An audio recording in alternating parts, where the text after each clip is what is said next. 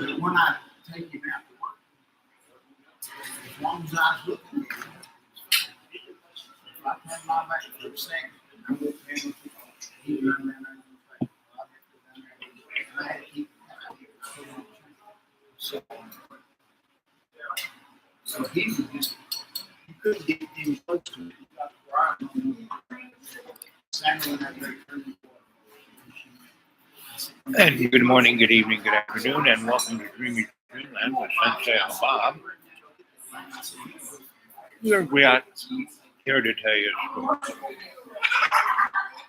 And don't believe a word I say. So I'm at one of my breakfast spots.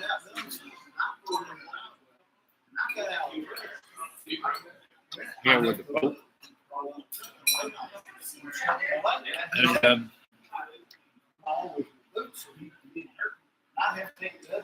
I've been reading, I read the Bible all the time. And I've been reading this book, Conversation with God. Very good book. Comes in the trilogy. But 1, 2.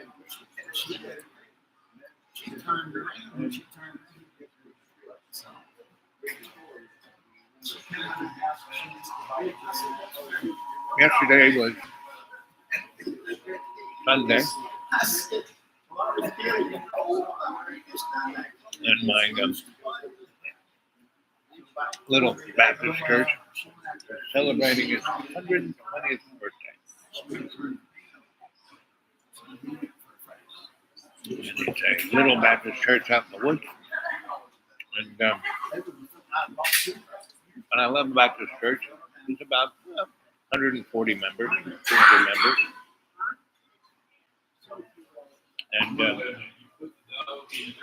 we're way far away from downtown or county seat or the Walmart or anything, right?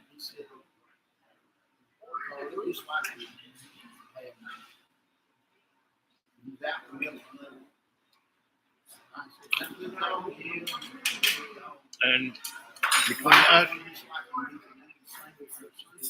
church and me, everybody else, there's a lot of water. Big lake, 2 big rivers,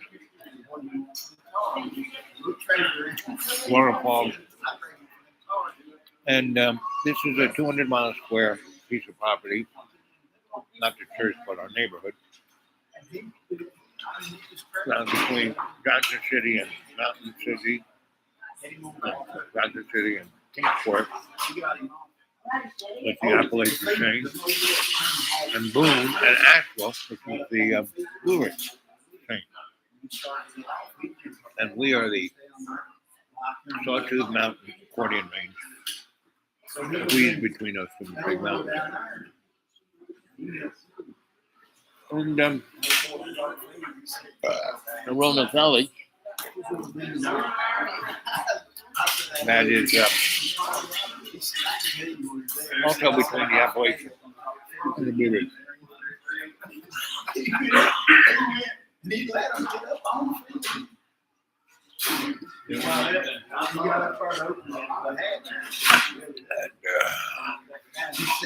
Where the school is, right, where the hill is. And that hill is a spiritual entity, and it runs, the ley line runs all the way through where I am, energetically, like manhole. So this church is beautiful, feels a little church, and I go for the fellowship, for the Bible study. Right? I've been doing that now for about a year, and the members of the church have embraced me, and it's pretty cool.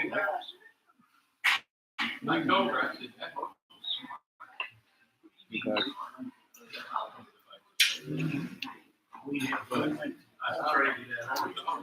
I've been reading the Bible for 70 years now, and they had these hard race horses. They'd be smearing it,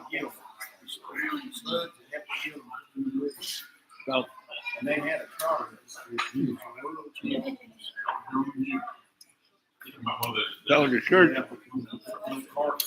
used to be And they had that one. down in the valley, but federal government after World War around 1948 built a little dam and flooded the whole bunch of the mountain range. And that's why this lake has a coastline of about above 100 miles. Because it flooded out all of these hollers. Right? And the federal government didn't, and the state didn't even care. They built the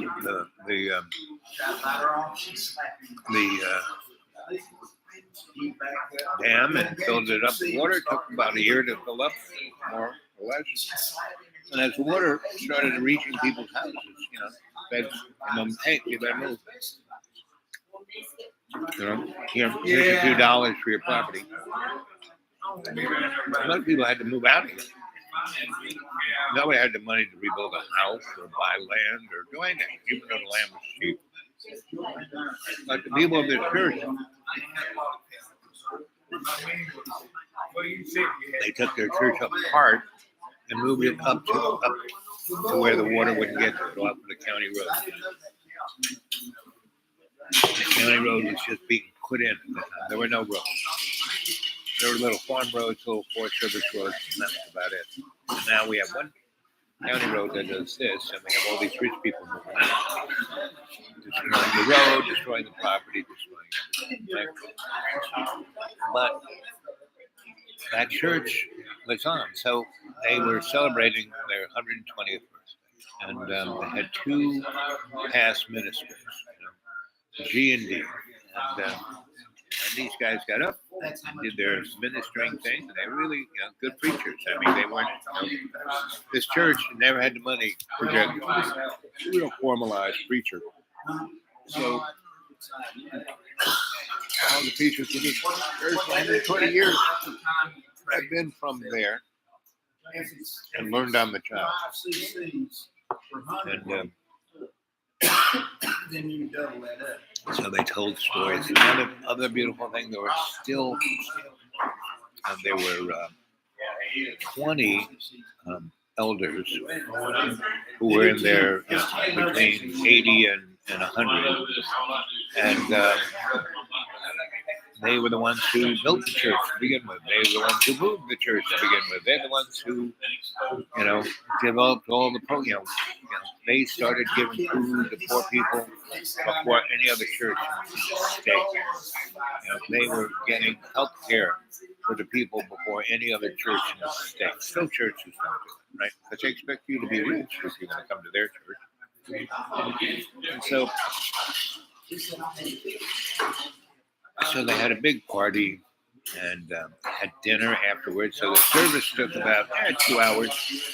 And they had these guys, who were collar musicians.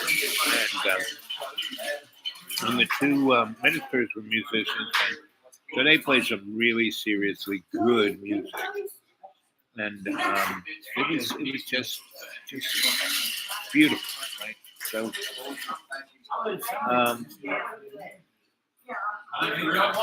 it was, and I could have put it up on the internet, but I didn't want to do that because the people have accepted me and they come and talk to me, right? And so I was talking to the youngins.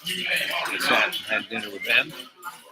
And then I sat with the Oldens, and then I kind of moseyed around and talked to everyone. And it was so beautiful because everyone made so much food, and it was so great. And everyone took something home.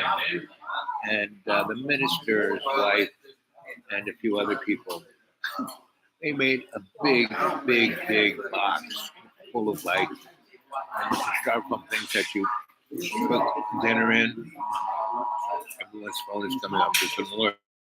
So everyone's looking at their phone.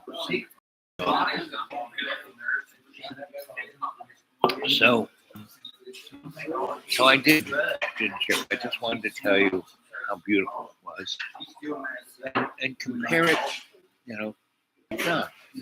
John, who's praised Jesus, so bad. And Pulled over. If you didn't know that, you may. I don't know. I guess that's how they talk. I'm not into it. I'm not a black guy. I haven't ever had worries with that. I got a worry. Maybe it's just from being liberal or whatever. Maybe it's just from being liberal. Feels guilty about being racist. But I'm like a privileged white kid.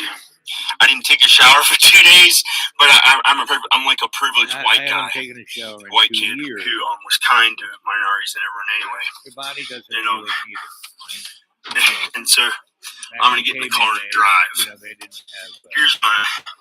Back in Jesus' time, didn't have showers. Yo, man, in, you only have $10. Yo, man, you only have $10 to your name. I don't know.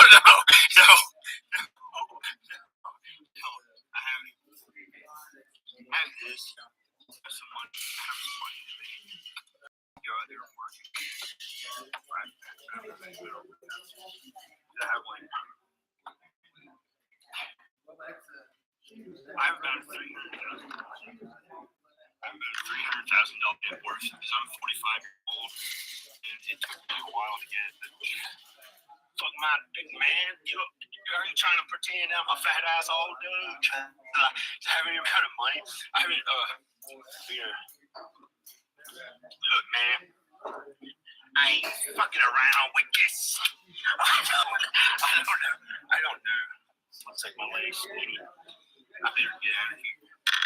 So that's been like almost some motherfucker, like Al. It's been so annoying. But he was thought, well, he had to leave the house and be poor, so I guess that's what'll happen to John.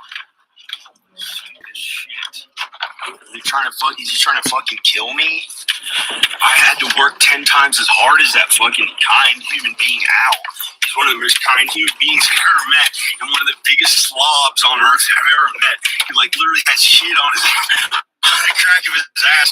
He took a shower. I didn't want to be in the school. I was outside of the shower at one time, and I just got out of it because he was taking a shower, and I let him take a shower, and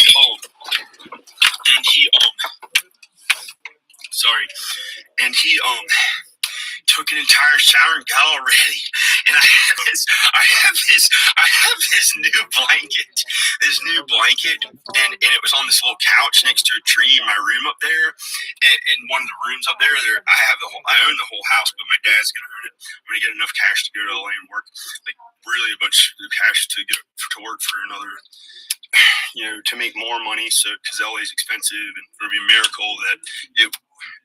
So Al took an entire shower, and he sat down on the brand new blanket after he took an entire shower. And then I was outside, and somehow he put his boxers on and stuff, and I thought he was all ready, and or he had a towel around him or a robe or something like that. And I walked back up, and he was sitting there, and it was like peaceful and beautiful. The beautiful sunlight was coming in, and I thought he was really clean.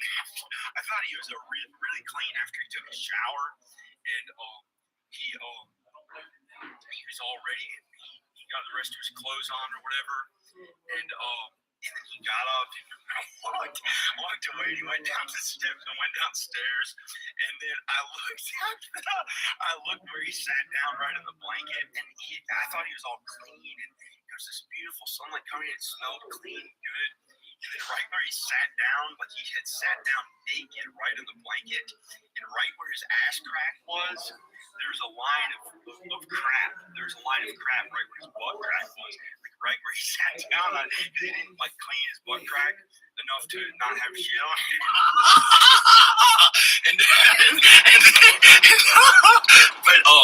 But see, the weird thing was that I had been wiping my butt too much and using water to like get it really clean, so I didn't have any smell of crap on me at all.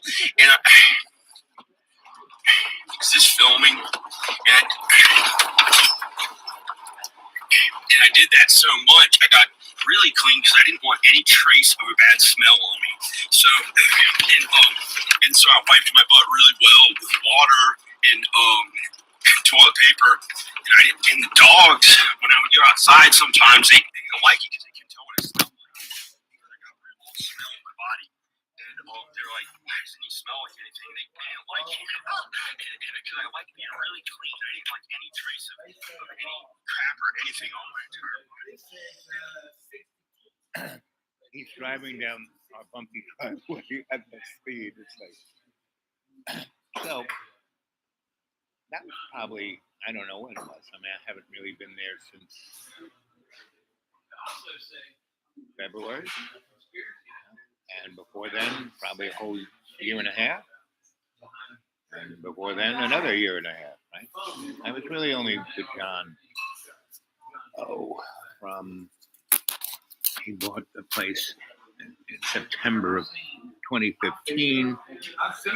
And I stuck around him trying to help him to be able to get into what the hill and the school is. It's a spiritual tool. It's not a investment property. And so,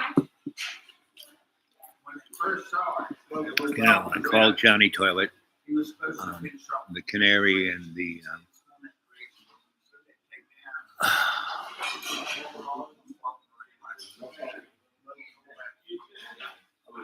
coal mine of pain, right? And money doesn't define security, right? Because there is no security, because it doesn't exist. There is no, what happened in the past is gone. It's not here again, right? Well, we have memories, and I'm a photographer, so I have memories like this. This is the Floyd Fest first year. There is the camper I lived in. This was the site of Floyd Fest. I was the first person there. The guy Chris, who was the producer of it, I knew him. He knew I had done shows and festivals and rock and roll for years, and so he said, "Hey, can you give me a hand?" So he put that little camper on there, and this is in March, right?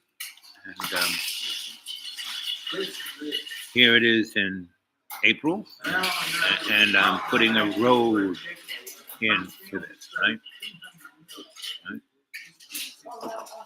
Here's a road. So I have road experience. I've put in a lot of roads in lots of places. Right? And here's the first little stage we built. And we put this up there because we were going to enamor the audience and performers, right? So we started doing events there in a small way from about May on, right? And Floyd was a town on top of the Blue Ridge Mountains, right, on 221. And it had been a farm community, and the Cherokee didn't like tops of the mountains. They stayed down in the hollers, right? And so there's the road we built into the site. And so we had, Chris was pretty amazing. He was a great promoter, right? And he was a great producer. So he brought great acts here. And he brought a lot of foreign acts, right? So he got them in the country, for a small period of time, and then he kept them up here. I was like, the sorority princess taking care of them. Here's some signs I made. And so this is seed camp where we were. So, we had, here's one of my students. This is how big I was. This is an average sized woman, and this is me. Right. And here's Dave and Robert, brothers. This guy. No, this is Dave, the electrician. Robert and Mark, maybe? I don't know. There's his wife. And they came up. I knew them years and years ago. They were festival folks. They were Grateful Dead folks. They traveled around in a bus, and they came up to Floyd and bought a farm to, back to the country in the mid '70s. And Dave was always worried, right? A business, he's a real, So I had worked for him a good deal, and he said, he told Chris, you should get Al up there. He knows what to do. I'll sign the paper, So he had a license, so he filed the job, but I did everything. And we built everything as if it was, here's my healing temple. Again, one of my other students. So here's the old country store, but we built it. It was a stage, right? It was scenic. They were going to build the whole thing. I said, no, we'll make it look like the old store, the front of it, and that's all we need. And people will play in front of it, right? So stage, that, right? So this is a memory, right? This is something that I did, right? It's another sign. I sprinkle these signs all over the place, right?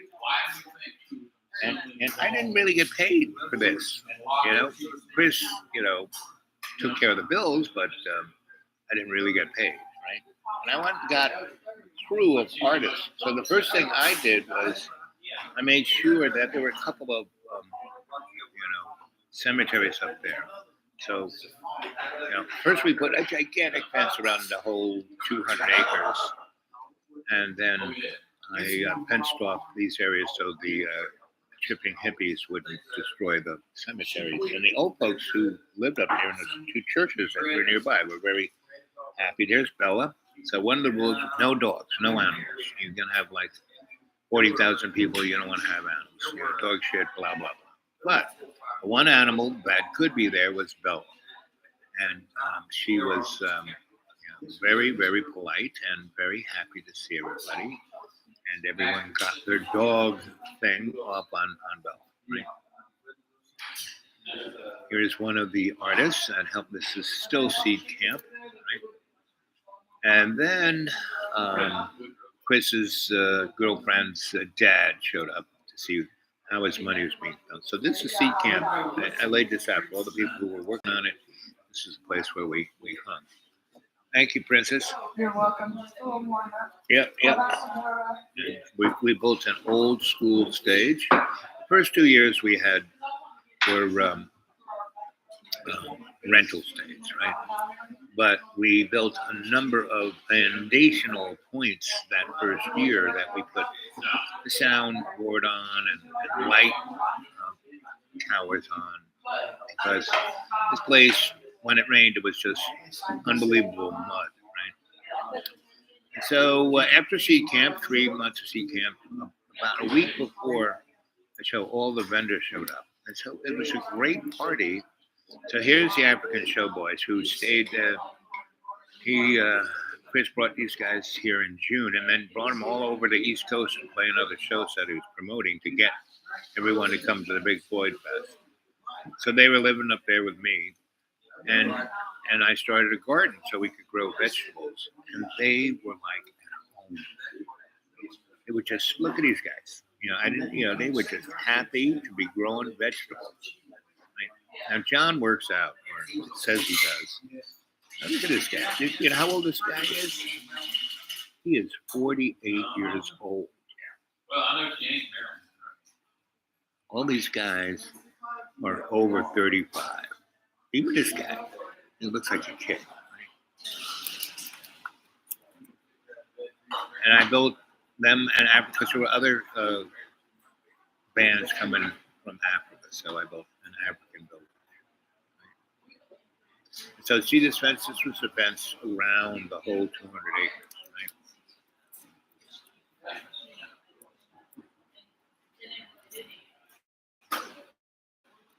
And these guys, when we put in a septic system, we put in water, and we put in electricity the first year, but we didn't do it well. We didn't septic tanks. We had it being pumped away, and we had big tanker trucks of water bringing the water in. And so that's just one event. I probably did at least 50 shows like that, right? And rainbow gatherings and all. I worked, on the Stop Shoreham campaign. I worked on No Nukes campaign. No Nukes campaign. We had a big festival in Washington D.C. In front of the Washington Monument, right on the steps of Lincoln, where I had a dream speech was, and we had 500,000 people there. We did another big event in New York City for 3 weeks. A number of concerts at Madison Square Garden to raise money, and we had big show in the right in front of the World Trade Center in the landfill, right? We called it Art on the Beach. They built the buildings in the early 70s, finished them, and then New York went bankrupt. So the 600 acres of landfill that went from the World Trade Center all the way up to about 12th Street on the west side, right? And they were going to build condos and have marinas for big rich folks. Well, I mean, they have that now. They didn't do that until the 90s and the O's. So this is what's called having a life, right? And here I am, really old. I've died 7 times, and I'm still here because God wants me here, right? And so I'm going to read you some of this, right? And I would suggest you go get it.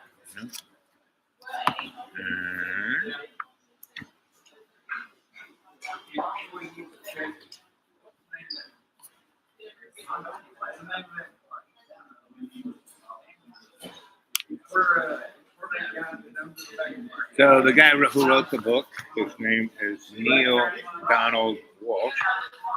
So he's having a conversation with God. Now you can have a conversation with God right here, right now. Let's do it, right? And what you do, if you read the Bible, the Old Testament, right? The Old Testament is the New Testament. See, the New Testament is just Paul. Did you ever see the TV show Mad Men? Don Draper. Well, that's Paul. Paul was an advertising agent, right? And he was a Pharisee, meaning he was a lawyer for the temple, right? He was a banker for the temple. He's one of the guys that Jesus threw out of the temple, right? And Jesus constantly said, that the church, the Bible, the Torah, was not liturgy, because in Greek, you take it to Greek, and liturgy means to litigate. That's why you need a Pharisee, a lawyer for God, not really. Because, see, we only exist in this minute, this moment, this second, this nano bit. Everything else is an illusion. That past, these pictures I just showed you, it's a memory. It's not there anymore. I mean, they're still doing it, but only in that nanosecond. I don't even know if they're still doing it. Because Chris, married the rich guy's daughter and did a lot of stuff. And then they kind of argued and had kids and they got divorced. And I think within that, Floyd Fest went away. They also had a club called the Phoenix in right? Now John goes on and on about how LA is the place to be. Really? There's so much amazing stuff going on in Roanoke. There's so many great artists in Roanoke. I mean, but John has to do this, So what happened with Al was like, so I think I did it too much, and it was kind of wrong to be that clean, and so Al was like godly. He sat down on the toilet. After he took his shower, he thought it was really clean. It was beautiful. This beautiful sun coming in, and he sat down. It smelled good, and he must have sat down naked, and I didn't see him Right? Like either went outside and got away from him if he was naked or something like that. And he changed the rest of his clothes and left. It was so beautiful. And he left where he had sat on the brand new blanket that was like this nice blanket I just put down. Where he sat, it made a line. I wouldn't get near it, and it made a line of feces. It made a line of crap right where his butt crack was. Because he just. So that's feces is part of life, right? If you've ever had a child or a baby, taking care of babies, there is feces everywhere, and when you talk about feces, and John, talk about feces, I mean, I can go on in a scatological way all day long, but I'm not, because why should I, right? It's not interesting. What's more interesting is you talking to God, right?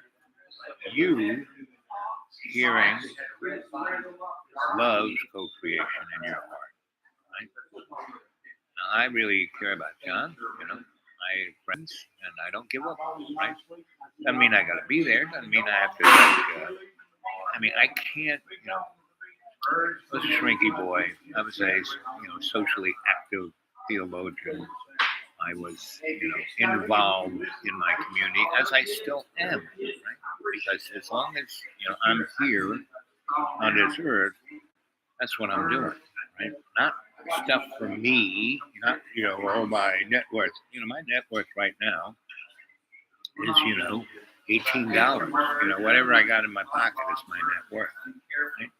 That's all that counts, guys. So,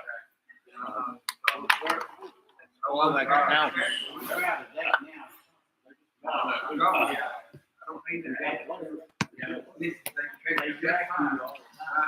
So going back to summarize what we're telling you, what you are telling me, that this guy Neil is talking to God, right? And so they just talked about. I'm on chapter 3 because it's a good place to dive in.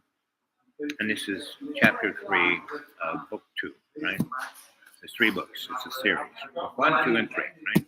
I would suggest you to go get it. Go to the library. I'm sure it's in every library. I bet you it's online, right? So you read it online, or Amazon would send it to you. I bet you it's pretty cheap too.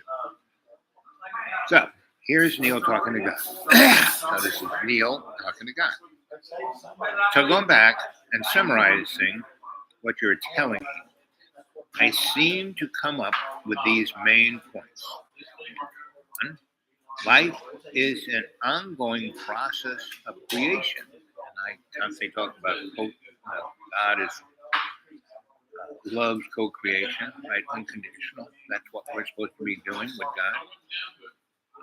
It's a secret of all masters is to stop changing one's mind, keep choosing the same thing. You need to focus. And I talk about conscious intent I am, conscious intent I am, conscious intent I am. Oh, you do that all in one voice. It organically puts you in connection with God. The other one is conscious awareness I am, conscious awareness I am, conscious awareness I am. Oh, and why John, why I constantly often use him is because he is the example of, look at that. So, he was so godly and good, he didn't want to get near his own butt crack. And it was like godly and good in some way, even though he just took an entire shower and he left a line of crap right where he sat down. But it was supposed to be godly and good because I had gotten so clean, I didn't leave any trace of any bad smell on my entire body. So much the dogs were like, why doesn't he smell like anything? And they were trying to smell me. They liked me to smell like something. Either I sweat or did something. And so, so that's John, and John is the metaphor for the material world, right? What's going on in the material world? Just have to look at John Birmingham, right? Donnie Toilet, because that's all he talks about. It's scatological species, Let's see what Freud says about that. But And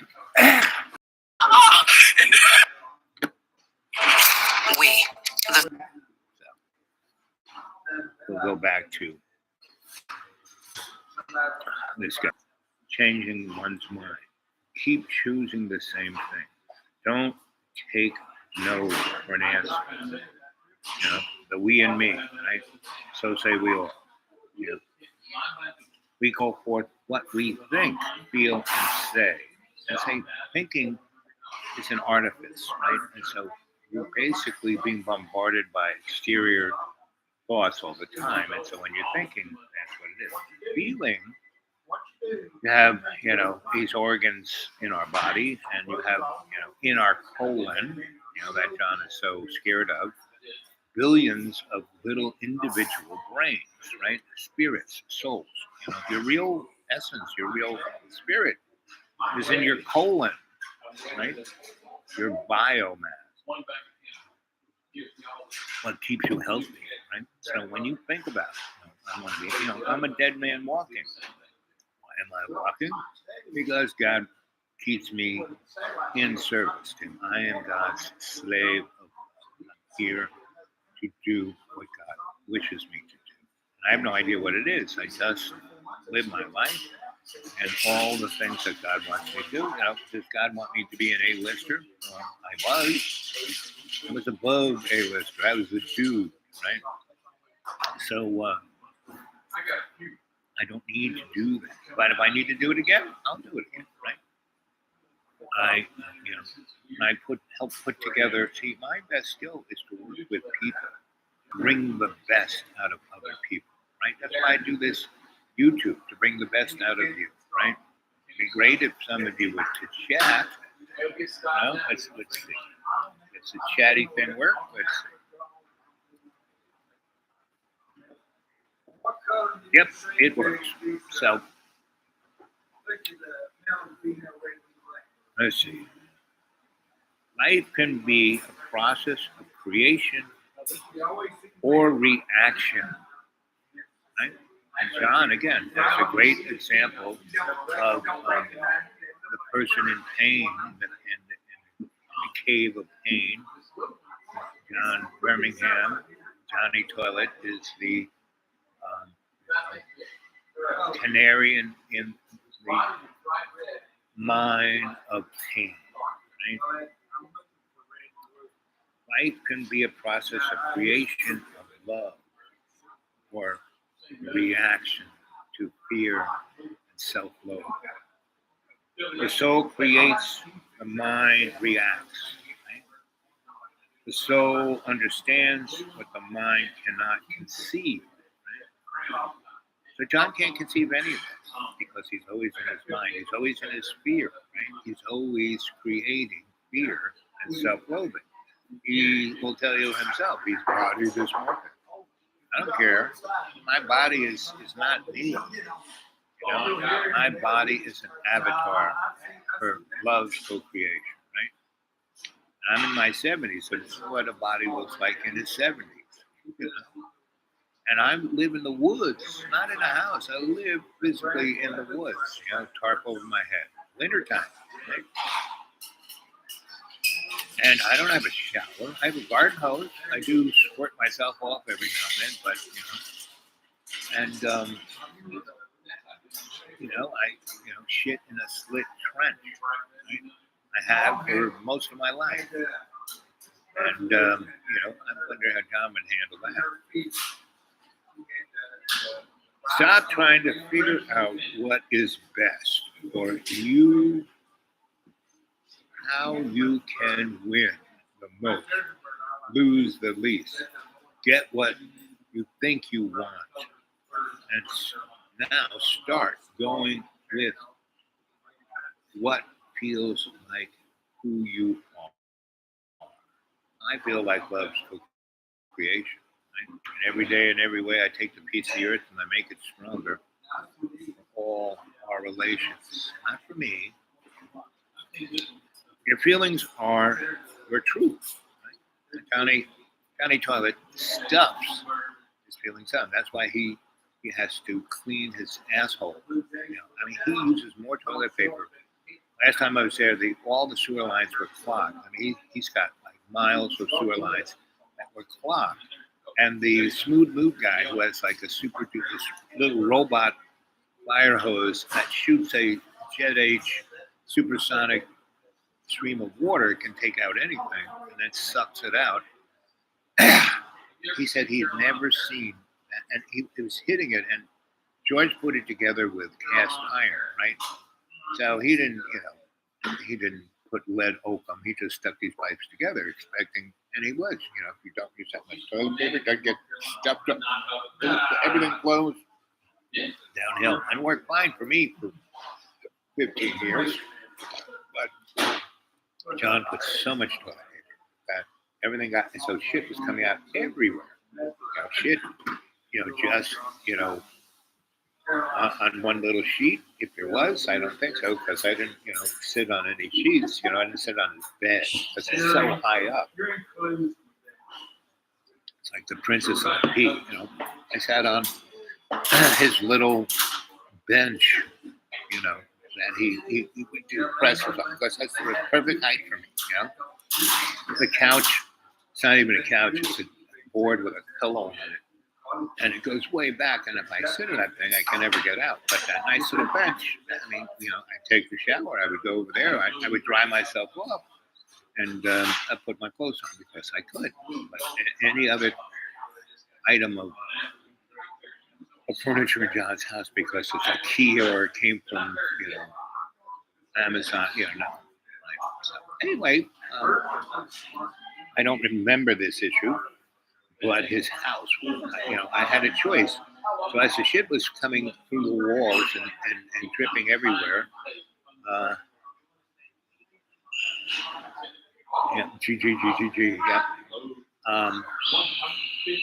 I had a choice. I could videotape it, or the shop vac was like this. So I saved his house. I went around and vacuumed up where all the shit was oozing out of the walls. Right, so and this is, again, John is the perfect example of a canary in the coal mine of pain. Right, and that video I just was showing you was like pretty. And I started this one off telling you about the beautiful Sunday I had with my little church that was celebrating its 120th birthday. Right? And I'm reading to you from the Conversation with God. Thoughts are not feelings, rather they are ideas of how you should feel. When thoughts and feelings get confused, truth becomes a cloud of loss. Clouded and lost. See, the thing is, there is no bad or good, and there is no hell. It's just heaven. Because God made everything, including Satan. Satan, I don't know if you know this or not, is Jesus Christ's twin brother. See, once you know your truth, you live it. Does John look like he's living his truth? No, he's constantly in his thought. Being an A-lister, going to California where it's really big. Now he's gone there 6-7 times, and it's never worked out. He spends $10,000-$15,000 in a week or two, and then he comes home, right? Blaming somebody for why it was his father's, right? Negative feelings are not true feelings at all. Rather, they are your thoughts about something based always on a previous experience of yourself and others. Again, so this is our boy who's writing this. This is no indication of truth. It's pure truth, not reenacted. And that's what John tries to do, constantly reenact, right? He has to be there for his family. Well, he hasn't been there for his family for the last 10 years. Half of that half, because he kept throwing me out. And then I'd go ahead and have an adventure. God would twitch John. John would threaten me and throw me out. then I would go have an adventure, right? Help other people. It'd be a lot more fun than John. And then he would beg me, especially when we were doing videos. Every video we did, we get 75 to 100,000 views, and he would make, $1,100 or so, right? And then he'd throw me out, and I'd be gone for a few weeks, and nobody wanted to watch John, right? See, the past, the future can exist only in thought. The present moment is our only reality. Stay there. Right? That's it, kids. Stay in the moment. That's why I do this. These shows are in the moment. That's why they're a live chat. They're not pre-produced. And thank you, Jane, for responding. And do whatever it takes to stay connected with God, Goddess, truth. Don't stop the practice.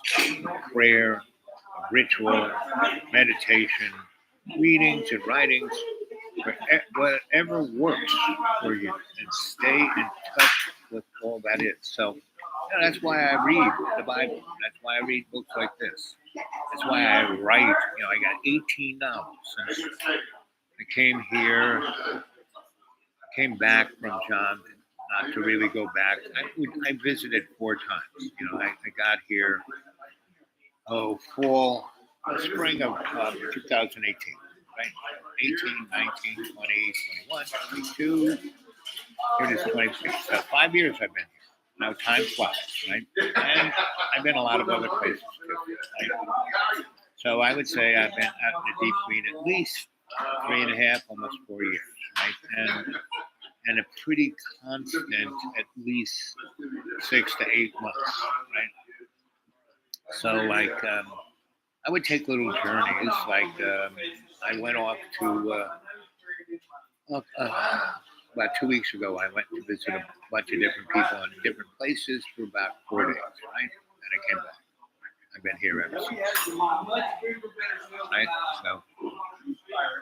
So anyway, everyone's looking at their watch now. It's like the shift is going.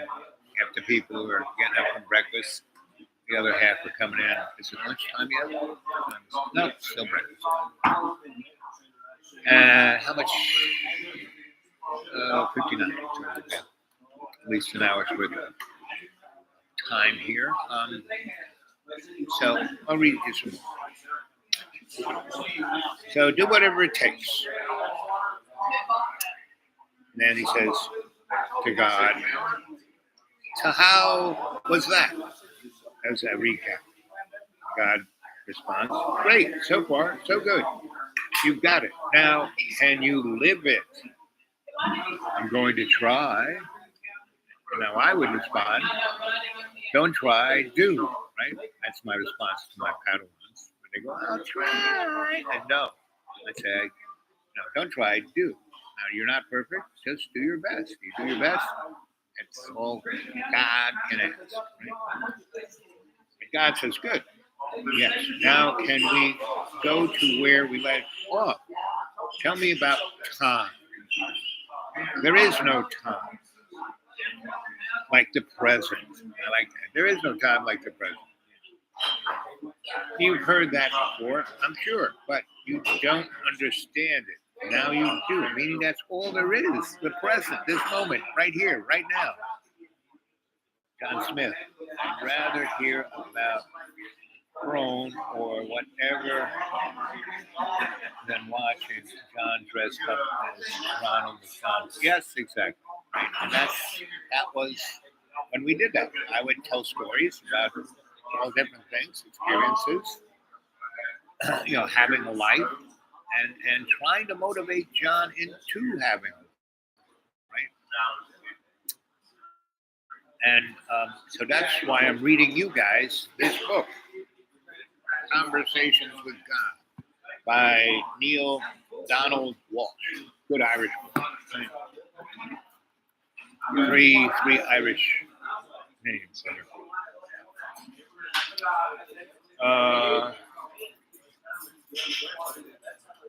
What about yesterday and tomorrow? figments of your imagination, constructions of your mind, non-existent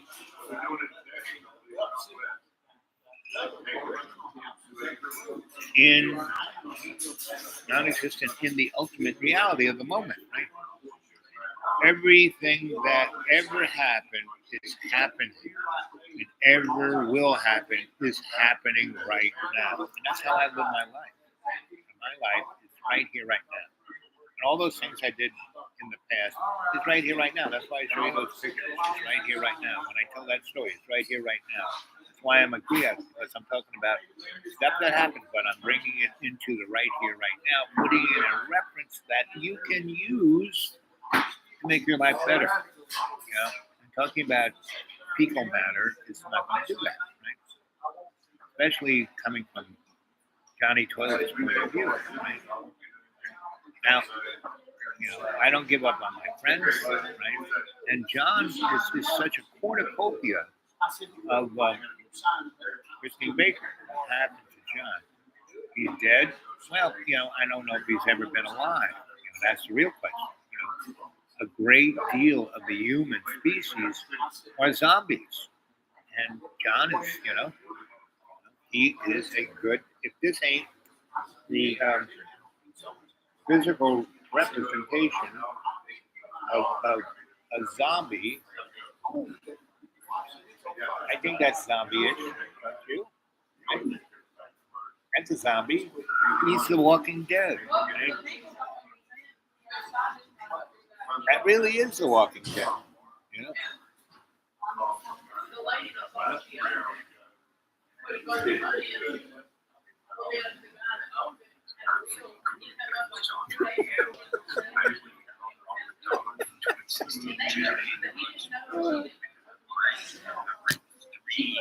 Movies as a writer, director, and lead actor. That I was also the lead singer in that are musical films. I can do any genre of film that I write my original movie.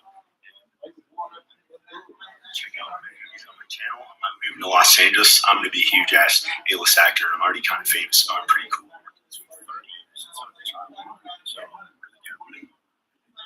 Really? Yeah, spiritually dead. Right? But he's walking dead, you know. His corpse is just walking along, not knowing he's dead. And dying is no big deal. Actually, it's the best thing you can do. The minute you are born, the only thing you can depend on is dying, right?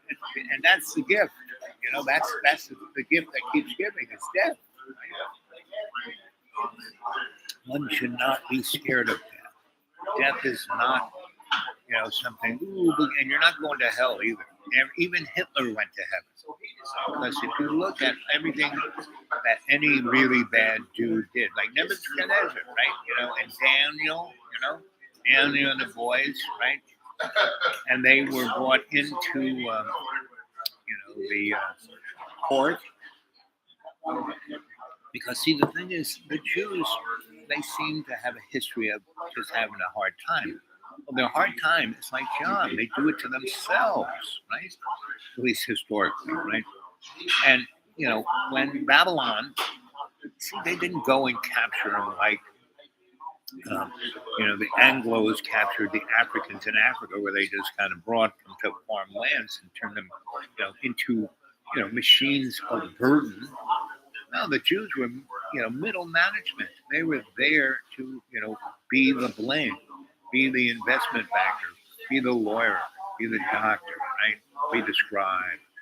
That's what Nebuchadnezzar used them for, right? And he let them kind of be who they were. But he knew, because at the time, Babylon was the bee's knees in the material world. It's like us. We also that the majority of the Jewish folk, and they weren't called the Jewish folk, they were the Hebrew tribe. Where did the term Jew come from? Back, about the 9th century, when they all kind of ended up in Western Europe, because all those kings were having wars and needed the Jews' bling, their money, right? Not in greenbacks, but in diamonds and gold and jewels, right? So they were known as jewelers, the Jews. Right? So, I mean, it's so common sense, but do we talk? No, we don't know. So, and in the Old Testament, God, always talked about the Hebrew tribes as Israel, right? And he always put it in a female form. And to be Jewish, you can marry an extraterrestrial, and if your mom's Jewish, then if before you're born, this woman who's Jewish marries an extraterrestrial, and then has a baby. Well, you're half, you got your green skin and antennas, but still your mom's Jewish, so you're Jewish. So God viewed Israel. He never called them the Hebrew tribes. He called them Israel and put it in a female gender form, right?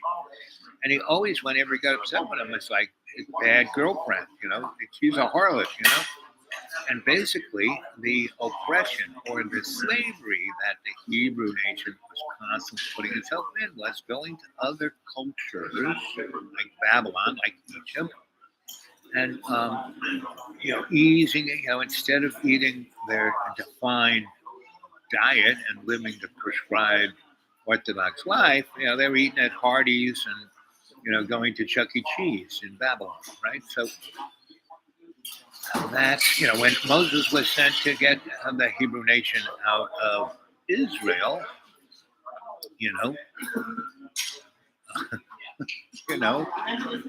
he said, why should I? He goes, oh, and he said, well, don't you want to know my name? And in your name is power. So, the creator of all things, good to know his name, right? So what's your name? He didn't say, I am who I am. He said, only Popeye says that. He said, I am a work in progress, and you are, meaning us human beings, are a reflection of me. The only way I can tell what's going on is by interacting with that reflection. Right? And so God knew when he put us in the Garden of Eden that we would break out. And he everything that has gone down, God has done in that moment to manifest spiritual growth. Period. That's it. So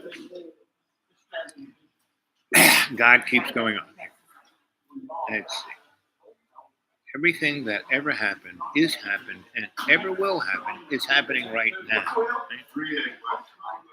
And you cannot completely, but you can begin to grasp it all. That it is needed here and now to be understood. True, it is not the continuum, meaning we do not live in a linear world. We live in the moment. It is an element of relativity that exists vertically rather than horizontally. Like not a linear, went up and down, so we're all in that moment.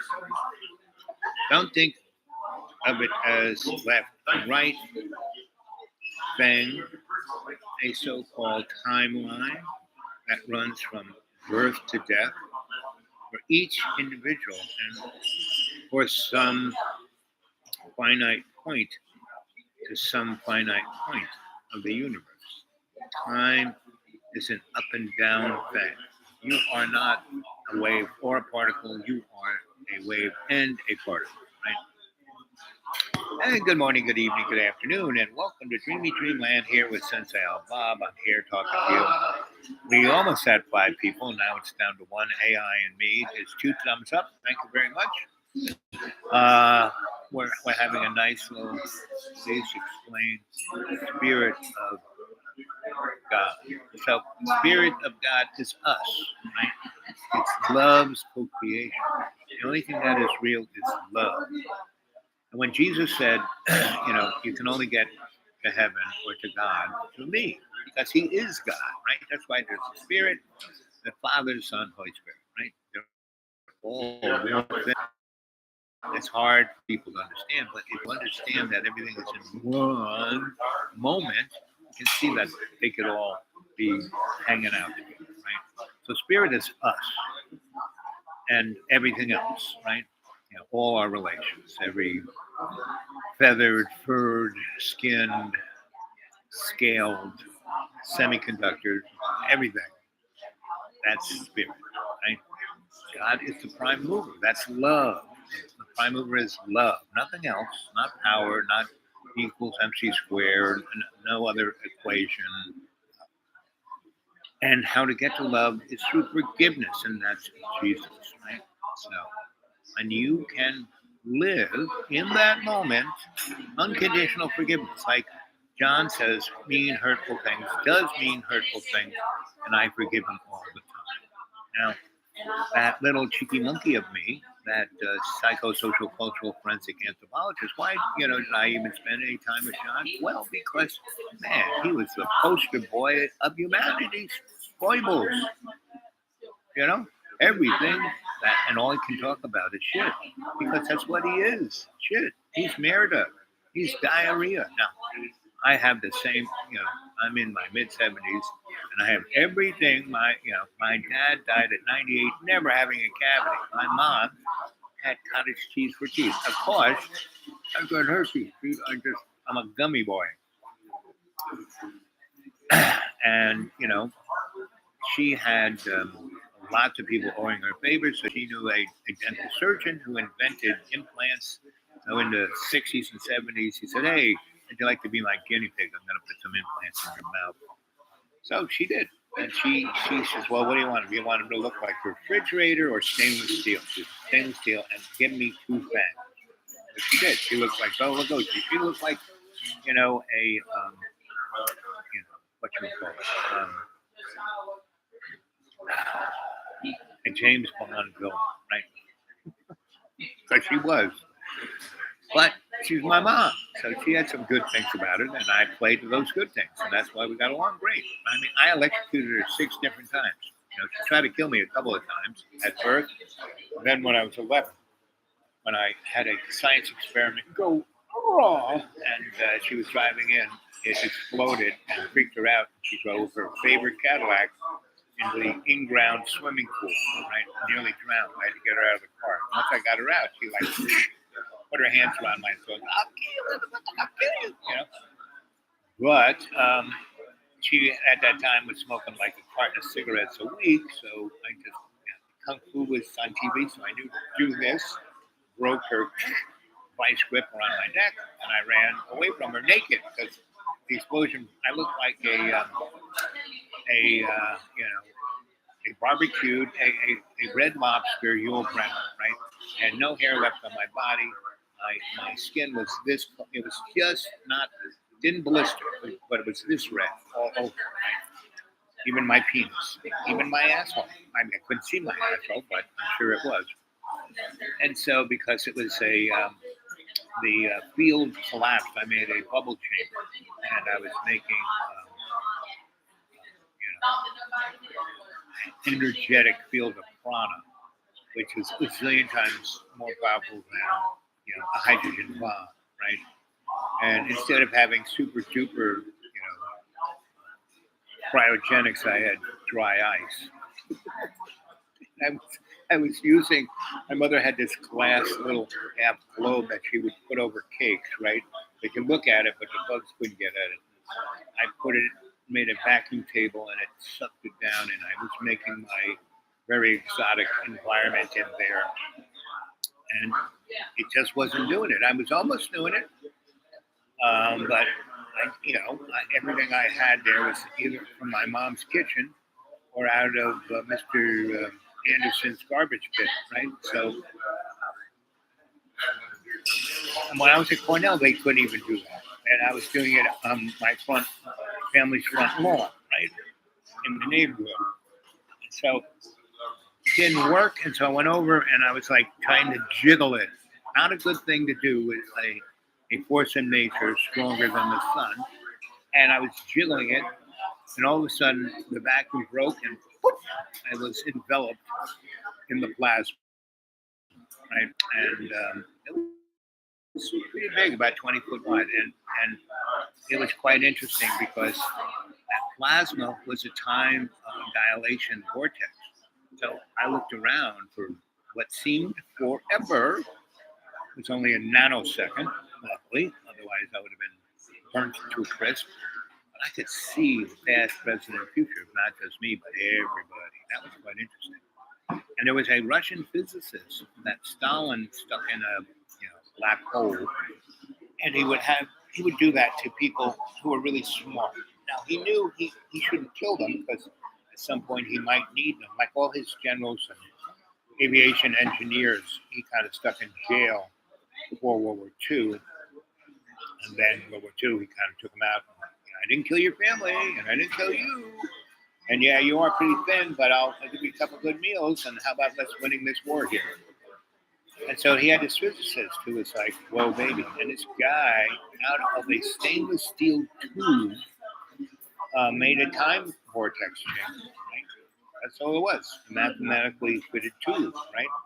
Back in the day when I used, in the 70s, I used to build sensory deprivation tanks. And I read this article in German about this guy who, did this in the late 50s and early 60s, and he died because they kept him in solitary confinement for like 10, 15 years, and they just threw in some gruel under the door, but he never saw anybody, and the light bulb never went out. There was no windows, and he was and so he, instead of going crazy, he just went into another universe and invented all this amazing stuff. Right? Please explain spirit of God. So God is love, right? And whenever you want to do anything, conscious intent, put your conscious intent, I am. Come on, all two of you, now all one of you, come on AI. Conscious intent, I am. Conscious intent, I am. Conscious intent, I am. Oh, we do that all in one breath, as I just did. And you kind of run out of oxygen. So your brain is a little oxygen deprived. And then you take that big breath in. Conscious aware I am. Conscious aware I am. Conscious aware I am. Oh. You do that 2 or 3 times, both those, you'll be aware of everything. Come on. Everyone try it, all 2 of you.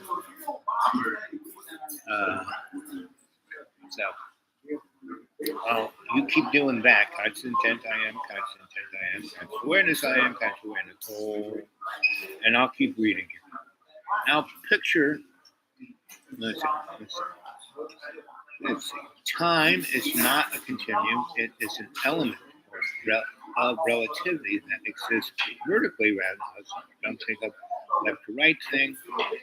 A so-called timeline that runs from birth to death for each individual and from some finite point in the universe. Time is an up and down point. Think of it as a spindle representing an eternal moment of now. Now picture leaves of paper on the spindle, one atop of another. So you have all these pages, and thing going down. These are the elements of time. Each element separate, and each element separate and different, yet each existing simultaneously with the others, all the paper on the spindle at once.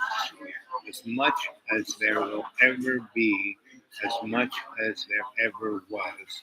There is only one moment, this moment right here, right now, that I'm talking to you, that I'm giving you enlightenment through God's unconditional love. I'm like Moses. He didn't part the sea. He said, God, I think, the Egyptians are on our tail. Maybe we need a place to go. We've got our back against the Red Sea here. So Moses asked, God provided, right? So all you have to do is ask. You have to be sincere. You have to be in love, co-creation. You have to be there every moment. So as soon as Moses said, yes, I will go to Egypt, it took him some time, but in that matter, whatever it took, he basically got on board with love's co-creation at every moment of every minute of every second of every nanosecond, right? He was in it, right? He was there. There's only one moment. That's when we're there in love's co-creation with God. This moment, the eternal moment, is now, right here, right now. I'm talking to you. We're in that. I am. You are. Everybody else here. It is right now that everything is happening. And I am glorified. I mean, God is. I'm just God's slave. I am happy to serve. I have one master. Love co-creation. That's it. You know, I'm not thinking about my net worth. I'm not thinking about anything. I live in heaven. Everyone thinks I'm a millionaire, right? I'm like, the absent-minded professor, right? I went to this birthday party for the church yesterday, right? And as it's getting, it'll be winter in 2 or 3 months, right? So I'm kind of preparing. So I'm going through all my clothes. I'm putting how I wash my clothes. I don't have a washing machine. I do have a dryer. It's called the Sun. And what I do is I put my clothes out on the clothesline, and I spritz it with this detergent material I made, right? It's kind of organic. And then I hit it with a hose, and then I leave it up there for a week or two. And it rains a couple times, and when the sun hits it, it rains a couple more times. And then the sun hits it, and the sun hits it, and the sun hits it, and the sun hits it. And then I throw it in the dryer. I do have an electric dryer. This guy, I have a washer, but all the little valves, are made out of plastic. Not made to be out there in the middle of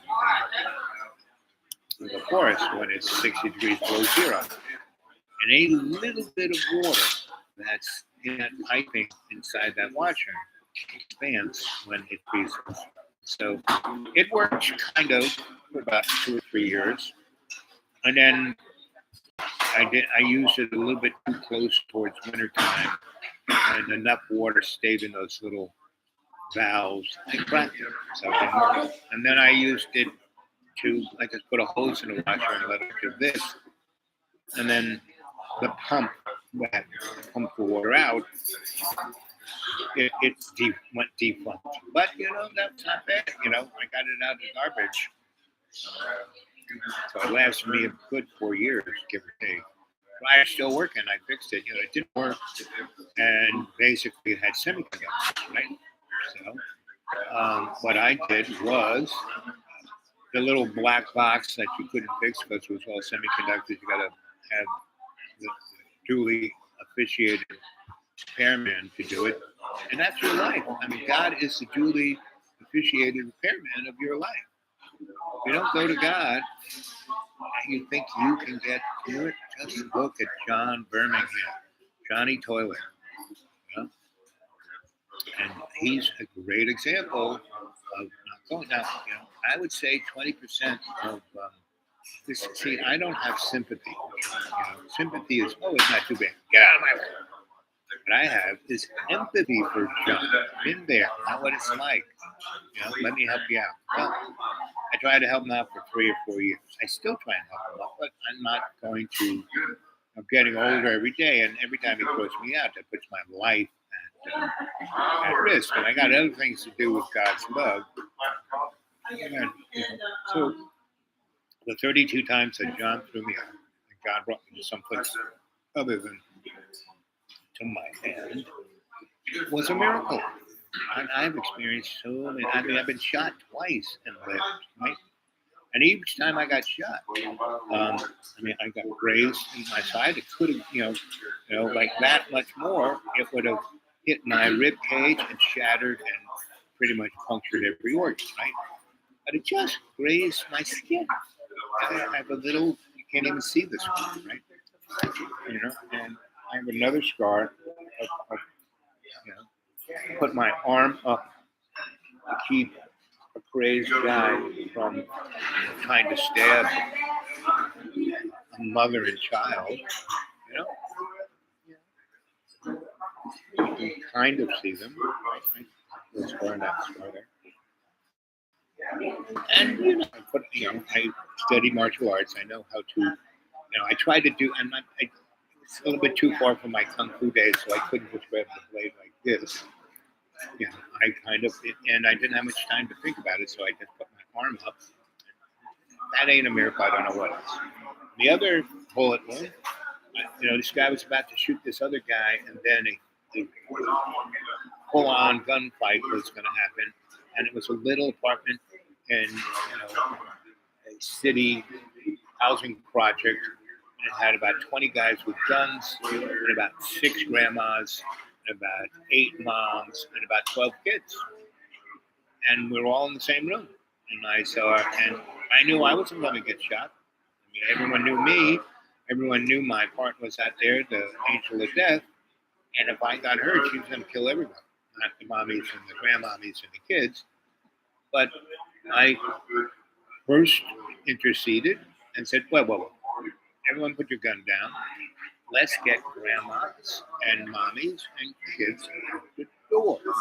And the angel of death is out there, and she will be busy taking care of them. Right? So you don't have to worry about her for about 15, 20 minutes, and that should be enough time for me to work this out for you guys. So everyone goes home alive, and no one goes to jail.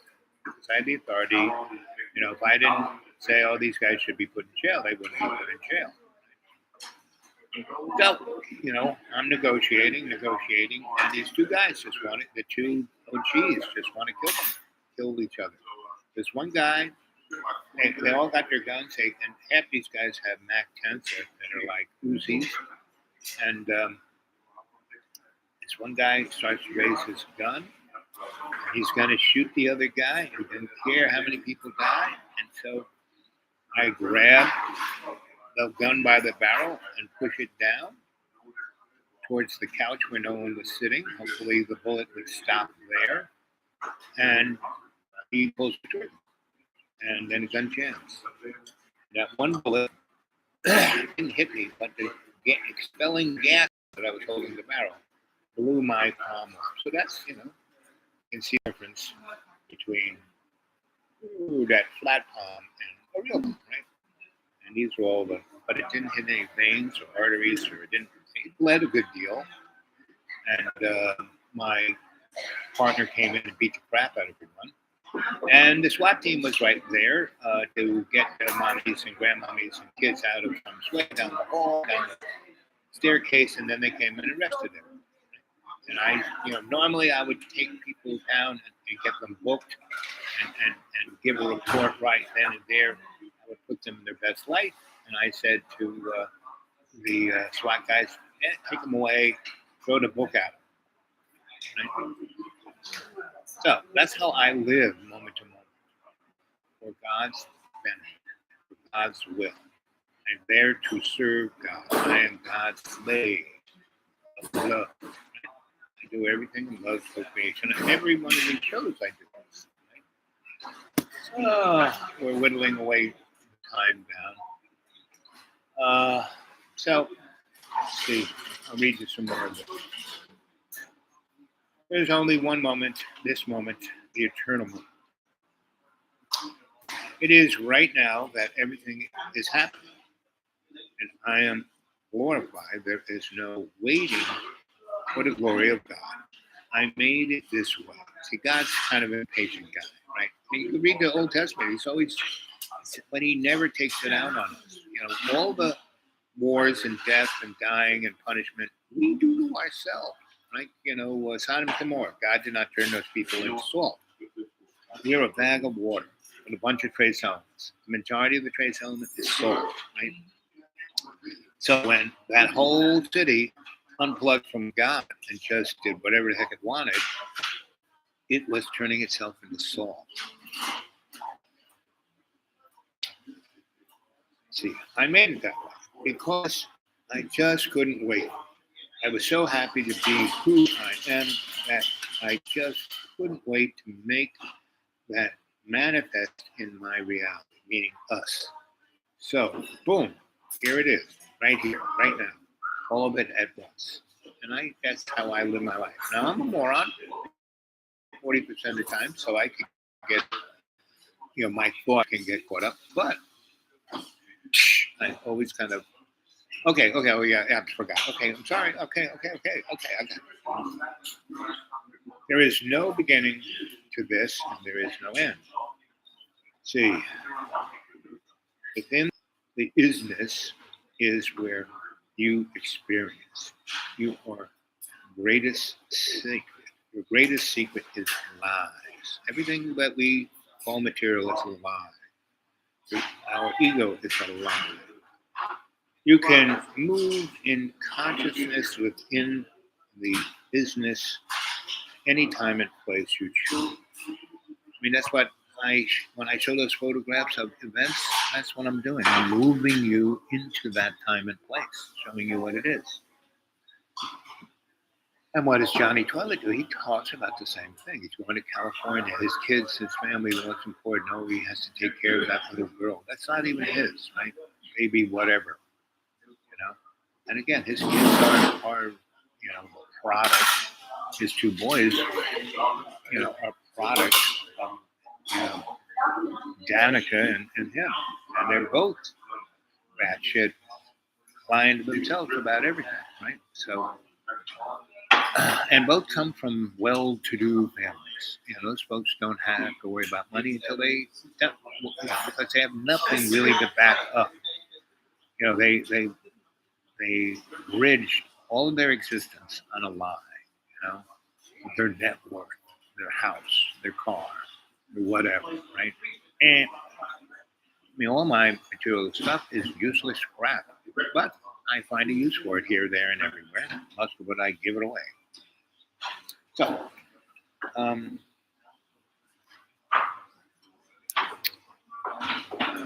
but if you mean we can time travel. I mean, when I show you those pictures, that's what you're doing. You're time traveling. At least that's what I'm doing.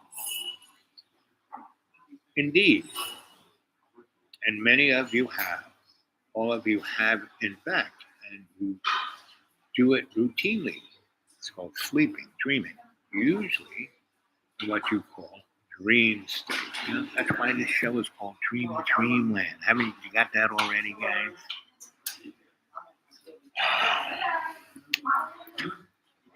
You cannot retain the awareness, but the energy sticks to you like glue. And sometimes there's enough residue that others sensitive to this energy can pick it up. Meaning, when I show you those pictures and I tell the story, some of you can pick that up. You're there, bang, look at that. Every time I show you pictures, that's why I take those pictures. That's why I document everything to share. I was told by God, hey, you don't have to convince anybody. Just tell them the story. Show them the pictures. Boy, you better slow down. You get too tired. No, you're doing a good job. Thank you. Keep it up. Come a long way, Yeah. Conscious intent I am. Just keep saying that. All right. You get the job done. You're doing a great job. Don't let anybody tell you different. That's it. Yes. Or that wonderful feeling that when you meet someone that you know that you don't know, right? I have loads of friends that I meet them and go, whoa, I love you, right? And John is a person, I've known him before in another life, and that's why I am always there for him. But I can't be them there, My mom would say, you can lead a horse to water, but you can't make him drink, right? And at a certain point, you become an enabler rather than a helper, right? So, and I can go visit him and see how he's doing physically, energetically, I can try, he has not picked up the phone the last few weeks, right? So, and I don't know whether he's invented a new website, but I don't see him putting up, the last one he did was, see, I have no idea about this technology. Someone told me that John's, 50 to 200 people who watch a show is really him. He has bots, I'm freaking cool. But virtually every show is this. I played Ronald McDonald from 2016 to today. Yep. He talks about he's Ron McDonald, right? That's his claim to fame. My claim to fame is I love you guys. I have Dig a Booty. It's a great film. Dig a Booty? Was that the one with Johnny Depp? I have no idea. I haven't gone to see the movie a long time. There are no movie theaters out in the woods. Don't have platforms. We don't have any of that, right? Which is much better. It's quiet. It's nice. The cockroaches are moving in, but it's interesting. So the cockroaches can only exist with platforms. Zanzibar. Oh, Zanzibar. I like Digabooty better. Uh, so, John, I sent you an email, right? And I don't know why I can't. And everyone sends me images, and uh,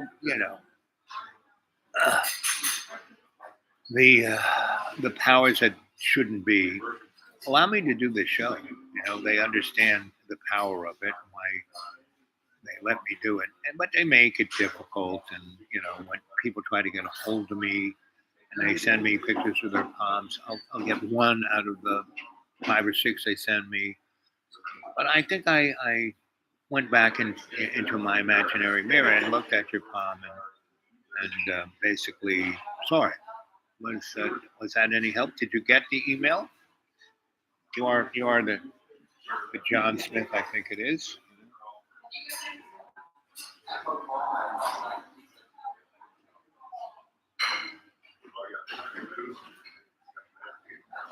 Me John 4. Me John 5.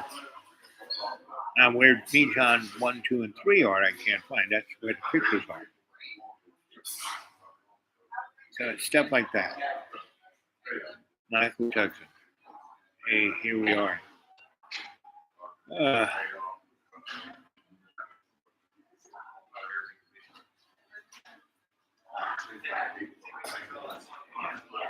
Hello.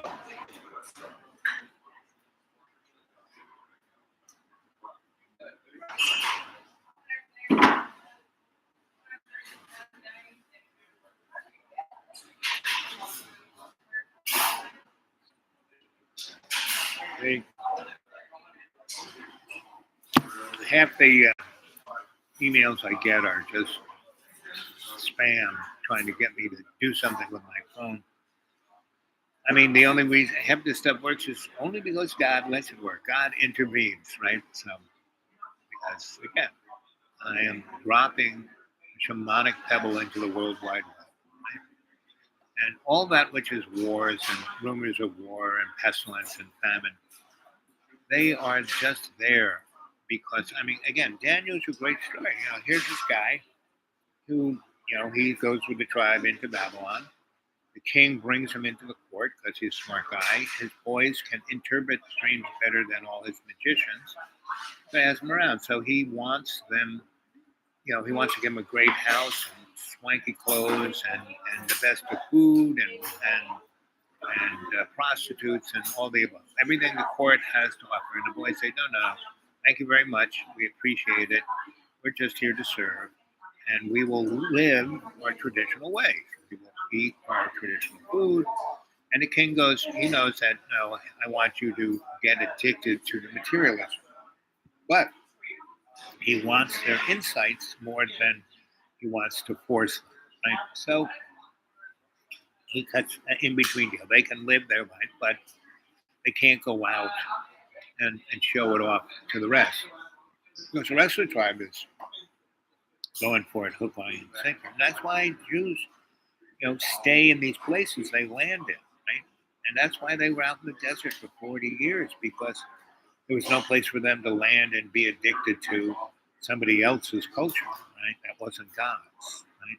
Because Babylon, Mesopotamia, Syria, Somalia, Egypt, Greece, Rome, those are all edifices.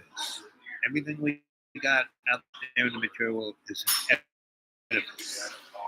Anybody wants to read any of my stuff, get a hold of me at the dudawake42 at Gmail. Dudawake42 at Gmail. And I surely would love it if somebody would throw something into PayPal. I could definitely use it, right? And right now, I'm waiting. What time is it now? 10:40.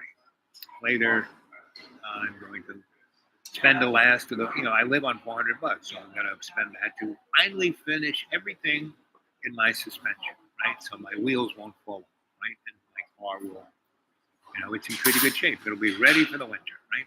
I don't know if it's ready for any big long road trips, but it'll be ready for me to get around for this winter. So that's what I was working for. And I started working at it in March, I just nibbled away. Fix this. I did, to do all of it, it was about $2,800. I was spending about $400, between $200 and $400 every month since March. Right? And that's when the PayPal kind of dried up. Again, it was a miracle. God said, okay, as long as you have faith, don't worry about it. And I was kind of depending on that. It was nice having that $60 to $300 that PayPal was bringing in every month. Right? That was a nice little cushion. Needed something for the car or doctoring or any of the above. But it's worked out fine, not a problem, right? Because love's co-creation is truly stronger than anything. But if you guys throw something in my PayPal, you're sharing in that, right? Like what churches do, right? And so, but I'm not like a church that fosters a payment needed, right? So.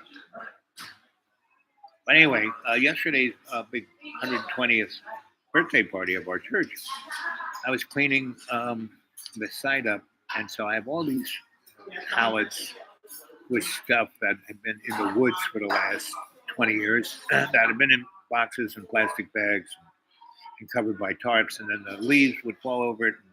So it's like archaeology. I was digging them up, and I found my old Hambu sensei outfit, right?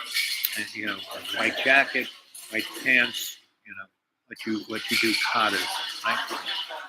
And I had no belt, I did not need the Padawans and me, everyone knew who we were, I'm Sensei Al-Bab, they were Padawans, and everybody else in between, Green, orange, brown, black, right? And a few other colors in there, but I just was white, right? So I wore that to church, and everybody thought I was pretending to be a doctor. Well, I am a doctor, as Dr. Science says, martyred artist. He calls me double doctor, right? So, and other people have called me double doctor, right? And so, because I would work on these projects, and my employers would need me to have some bona fide, so they would give me a degree. So, and then stick it in their records on their computer, and so when someone would look me up, oh, look, he's got a doctorate in this, and he got a doctorate in that, he's got a master's in this and that. And after the year or two of me working on a project, I was all done. On to the next. They would non-disclosedly disconnect it, and now I would have them. Then I would have the physical representation of, but they were useless. Those are usually the first thing to go, right? So anyway,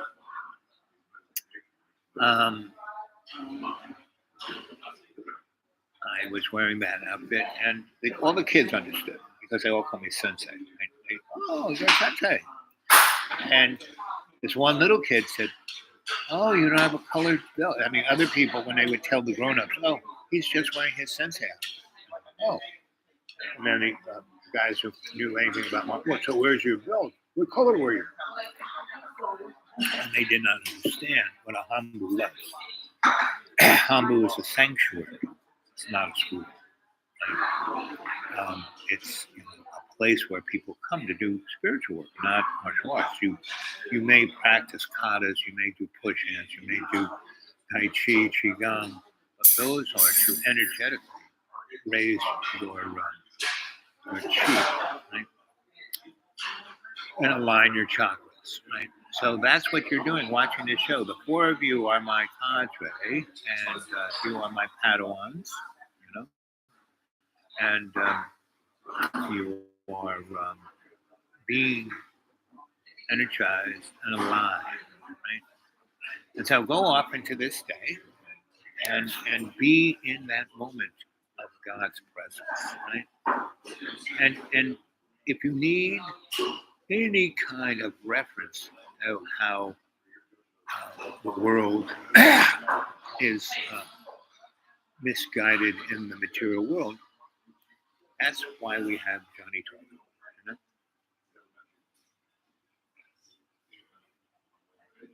All you got to do is, that's the rest of the material world. That's the material world. That's everyone who wants to be an A-lister. That's everyone who wants to have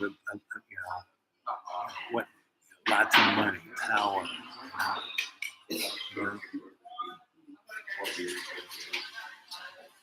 And they're deluding themselves. So if you want this, you know, I believe 2016 to today, in the biggest Ronald McDonald video online. I've written 3 movies as a writer, director, and lead actor. There's also the lead singer in any genre of film that I write my own. that's a good act of Check out my movies on my humility channel. there. I'm moving to Los Angeles. I'm going to be a huge actor, actor. I'm everything. So I'm pretty cool. Working this for 30 years since I was a child. So I'm really good at what I do. I'm going to write 100 movies. So there you go. Actor. That's the importance. Johnny Toilet is the canary in the mine of I pain. played Ronald McDonald from 2016 to today, in the biggest Ronald McDonald video online. I've written 3 movies as a writer, director. So I have empathy for the guy, right? But I can't change him. I spent a good years giving him exercises and showing him. I mean, the school where he is one of the most spiritual places. That's why I bought it. And I didn't buy it. I just put money down on it so I could take care of it, right? It's the school and the hill are a spiritual essence unto themselves. They have no owner, right? And how about some more thumbs up? There's 4 of you guys. How about? Let's get that algorithm up there. Let's get more people subscribed. Let's tell your friends and family. Come on. And we're almost in the red zone, so I don't. I'm going to. I may go on with my phone a little later, but maybe not. Who knows? Okay. So anyway, I just wanted to say, come on, more thumbs up. How about some more comments? Everyone, hey Fish, how you doing?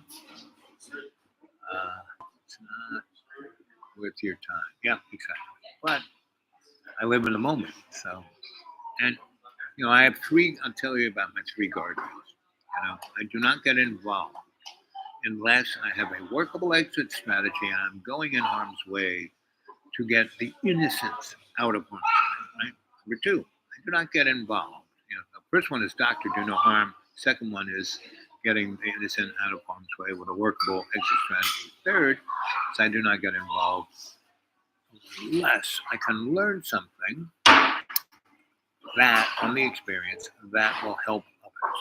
So those are my 3 guardrails, and it does a really good job.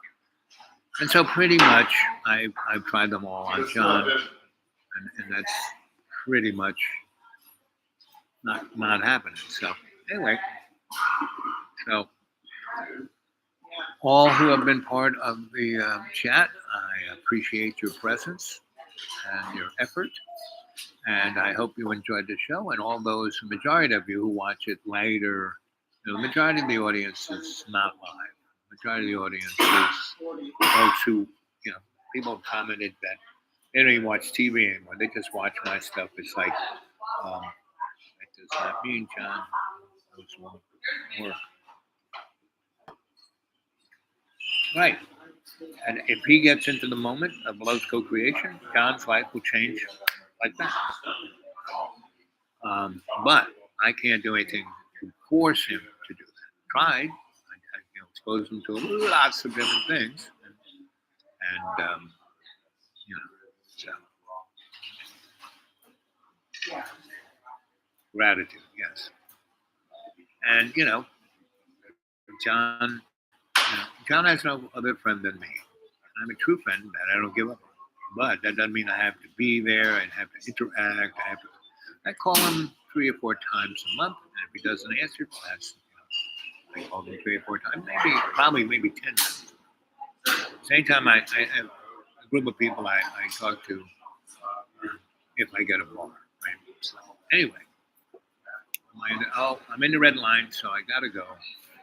I'll see you guys. I might come back on my phone if that works. And, otherwise, love you guys. Thanks for being here. That's why. Yep. Yeah, and I don't do. I appreciate gratitude because when people give me gratitude, they're really thanking God. Because I am just the emissary. Right? I'm just here as God's slave. Right? So, whatever gratitude you throw my way, it's here thanking God. Let's go out with a prayer. Our Father who art in heaven, hallowed be thy name. Thy kingdom come, thy will be done on earth as in heaven. Give us this day our daily bread. Forgive us our trespasses as we forgive those who trespass against us. And lead us not into temptation, but deliver us from evil, as was in the beginning.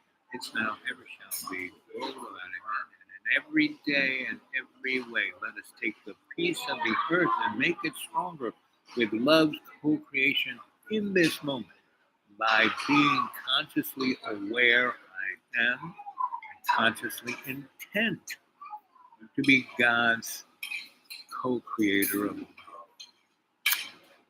See you later. Love you guys.